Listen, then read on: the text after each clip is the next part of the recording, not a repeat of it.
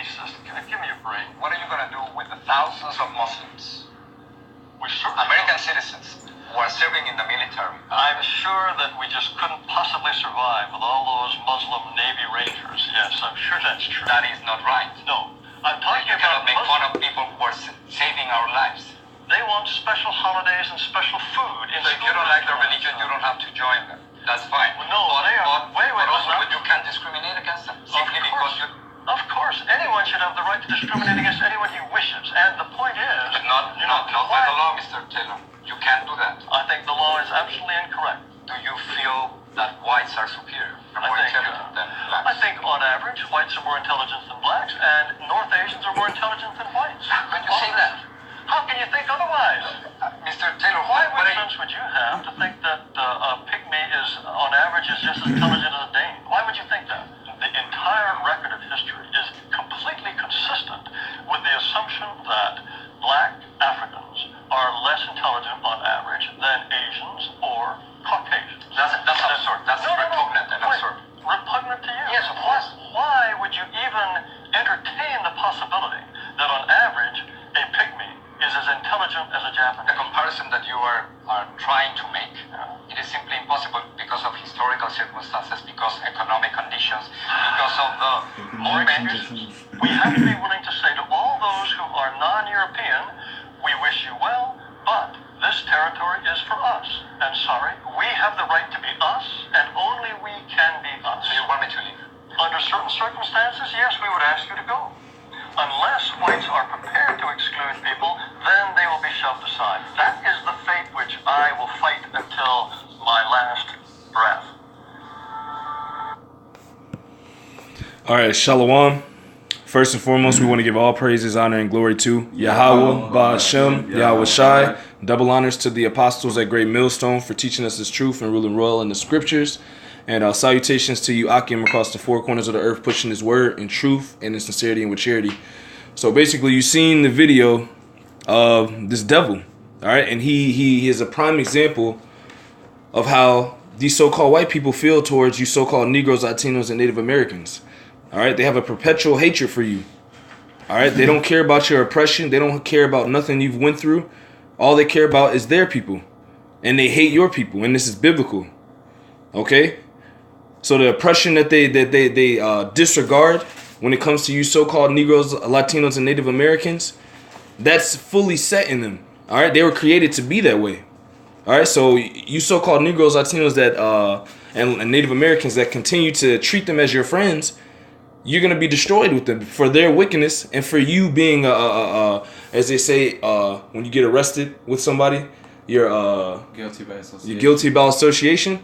All right, so these people are already guilty because of their wickedness. So if you continue to stand with them, all right, you're going to be destroyed with them. All right, so we're going to go into the fact that they have a perpetual hatred for you is biblical, and the fact that they were bred and they were created to have this mindset toward you. Okay? Can I get one? Come. This is Psalm 73. That's where I already am. And where were you going to start at? 6. All right, I'll start at 6. Cut. Well, no, I'm going to start at 5. Cut. It says, this is Psalm 73 and 5. They are not in trouble as other men, neither are they plagued like other men.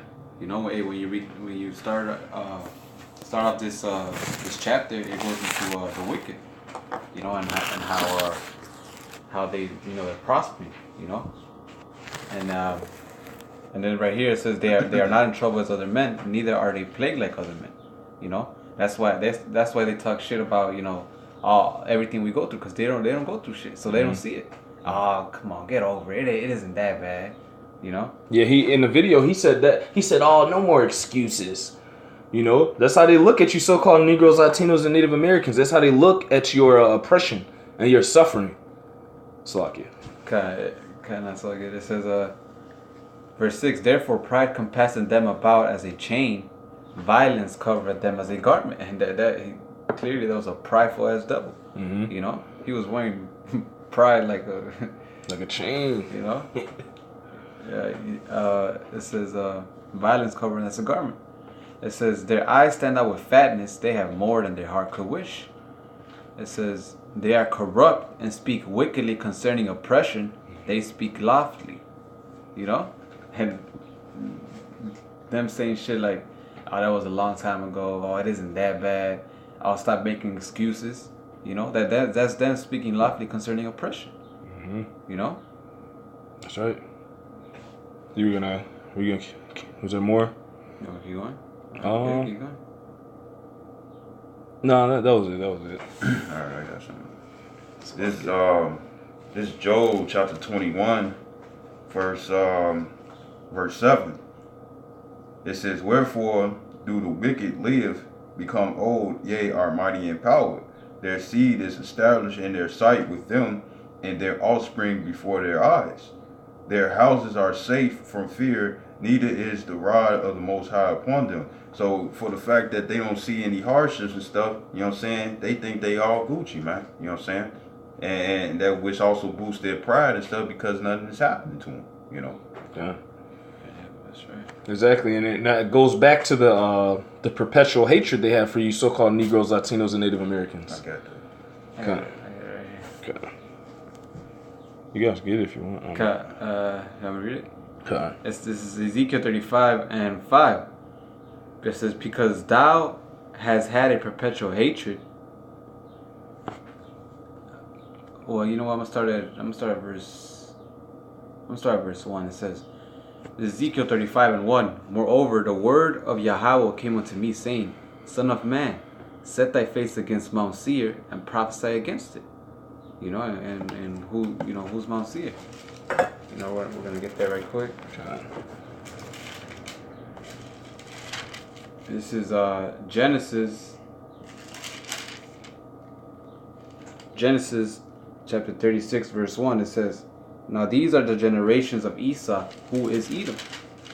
Now I'm going to skip down to verse 8. Thus dwelt Esau in Mount Seir. Esau is Edom. You know, so hey, this whole chapter is going to you Edomites, you so-called white people.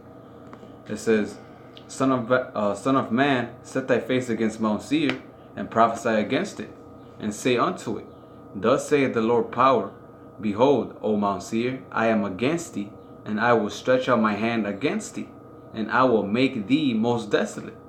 I will lay thy cities waste, and thou shalt be desolate, and thou shalt know that I am Yahweh, because thou hast had a perpetual hatred, and hast shed the blood of the children of Israel by the force of the sword in the time of the calamity, and the time their iniquity had an end.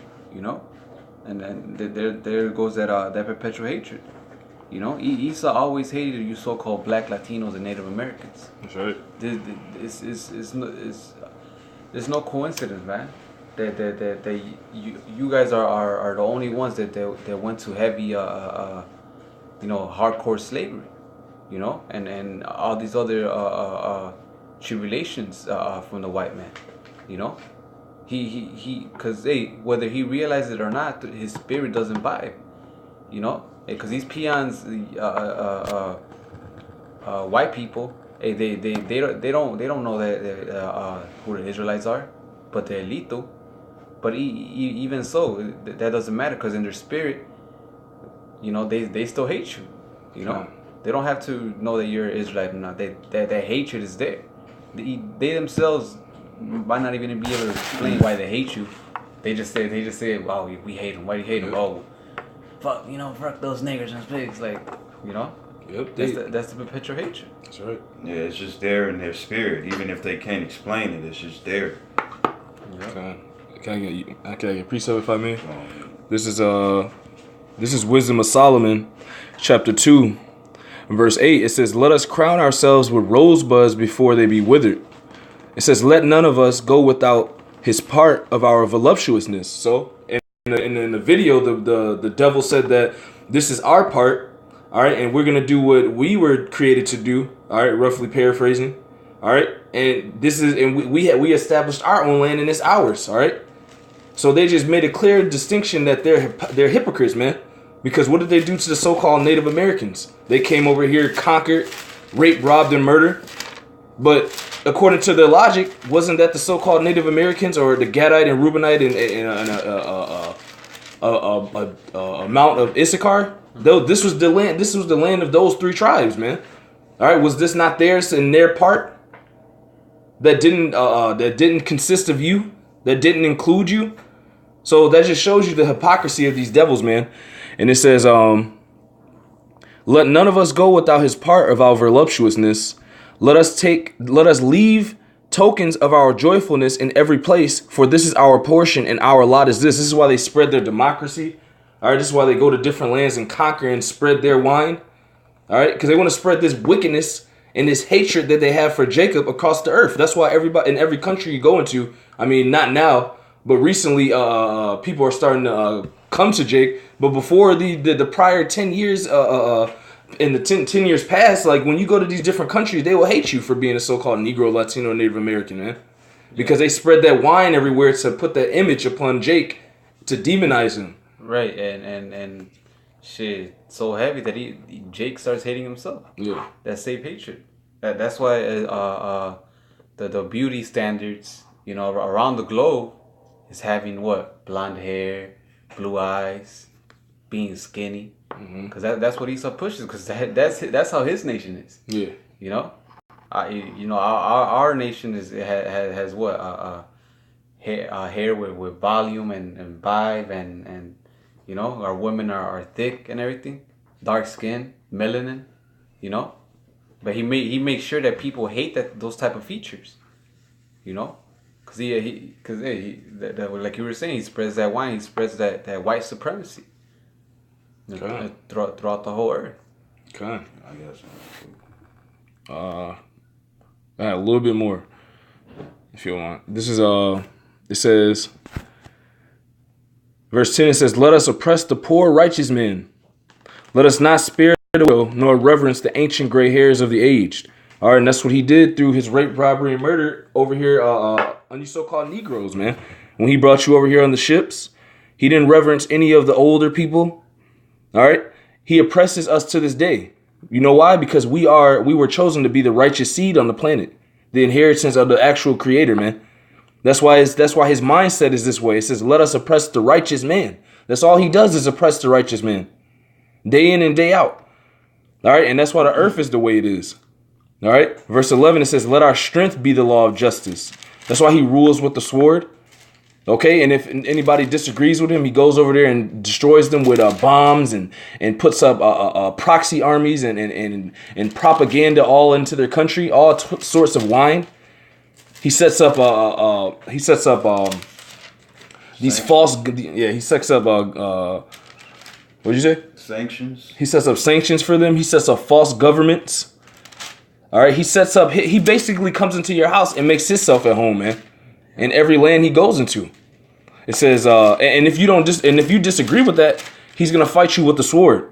That's why it says here, "Let our strength be the law of justice." He doesn't have a correct doctrine or correct mindset as far as doing justice, doing righteousness. Therefore, he lets his strength be the justice. That's why his blessing was the sword. It says, "For that which is feeble is found to be nothing worth." So any of the poor people, anybody that's not in his mindset, anybody that's trying to actually take care of the earth, take care of all the people, anybody that's fighting for something right, all right, that's going to be of no value to him. Okay, that's why it says, "For that which is feeble is found to be nothing worth." There's nothing worth to him. It's you people that are righteous, especially us so-called Negroes, Latinos, and Native Americans. We're nothing worth to him. Right. They show that in specific movies where they always have like some soldiers or they sitting in the office commanding all the different things that play out and stuff, and then it's like for whatever goal that they looking for, it'd be like, well, kill them all, you know what I'm saying? And then you got one of his workers, they like, but sir, what about such that's in your army that you told to go out there? It's like, burn them too. You know what I'm saying? No compassion, inconsiderate. Right. And then this is the last verse. Wisdom of Solomon 2:12, it says, "Therefore let us lie in wait for the righteous," which is what they do all the time. That's why we're in the positions we're in. Because they lie in wait for us. Why? It says, because he is not for our turn, because he knows that we're contrary to him. He knows that we're supposed to be the righteous example on the earth. And he's supposed to be the wicked example. Therefore, he will never get along with you so-called Negroes, Latinos, and Native Americans. He's completely contrary to us. And it says, and he is clean contrary to our doings. So us Negroes, Latinos, and Native Americans, we're contrary in the spirit to his doings of his spirit, man. That's why that goes back to Genesis the 25th chapter. Two manner of people. Yeah. One shall be stronger than the other. Right, which the guy asked him, you think you're equal? What he said? You think white people are superior? Yeah. You know, he's wrong. Look, he's right in someone being superior, but it's not the white man. It's not the so-called white man. That we're superior, and it's evident. The only reason the so-called white man was able to take us down is because of Yahweh Bashim Yahweh Shai. That's right. That's it. The Most High let him. You know, hey, because even then when he was trying to take us down, hey, Jake was fucking him up. You know? Mm-hmm. And hey, but the Most High gave him the blessing of the sword, and he prevailed. That's right. You know, but, you know. I got a precept. Okay. This is Sirach chapter 33, verse 12. It says, some of them have he blessed and exalted, and some of them have he sanctified, which we already know the only ones that can be sanctified is you Negroes, Latinos, and natives, you know. And it says, and said near himself, but some of them have he cursed and brought low and turned out of their places, which will be Esau. Verse 13, it says, as the clay is in the potter's hand to fashion it as his pleasure, so man is in the hand of him that made him to render to them as like him best. You know what I'm saying? So the Heavenly Father had created Esau to be this evil doer, man. You know what I'm saying? You know, there's always the different cartoons and even regular movies, man. There's always somebody playing as a good guy and a bad guy, man. Esau Edom, the Caucasian, you know what I'm saying? He's the evildoer, man. You know what I'm saying? He's the seed of darkness, like it says in Maccabees, the wicked root, man. And it says verse 14, it says, good is set against evil and life against death. So is the godly against the sinner, and the sinner against the godly. So look upon all the works of the Most High, and there are two and two, one against another. And that's what it is, man. You know what I'm saying? This is a giant verse battle, man. You know what I'm saying? Throughout history, against past lives and present lives, man. You know what I'm saying? We've been going against this devil, you know what I'm saying, for millenniums, man. You know? Okay. And he still hasn't changed. He still hasn't changed, and he's not gonna change. Not You at know, all. for you fucking coons, trying to befriend them, and think that they changed and that slavery was in the past, and nah, this devil still hates you, and he's always gonna hate you. You can't change that hatred, and we just read it. It said a perpetual hatred. That word perpetual goes into a very strong, long-lasting hatred. Yep. Like a deep hatred. That endure forever. Yep. And he also wears that perpetual hatred as a chain, as you can see in that video. That's why it says he wears violence and pride as a chain, roughly paraphrasing. All right, that hatred that he has for you so-called Negroes, Latinos, and Native Americans, these Edomites, they wear that as a chain when they go out in the morning. That's why when they see you, they just have pure hatred for you. That's in their spirit to hate you. I'm going to read a little bit more in this. It's Wisdom of Solomon 2:13. It says, he professeth to have the knowledge of the Most High, and he calleth himself the child of the Most High, because we are the children of Yahweh Bashim Yahweh Shai.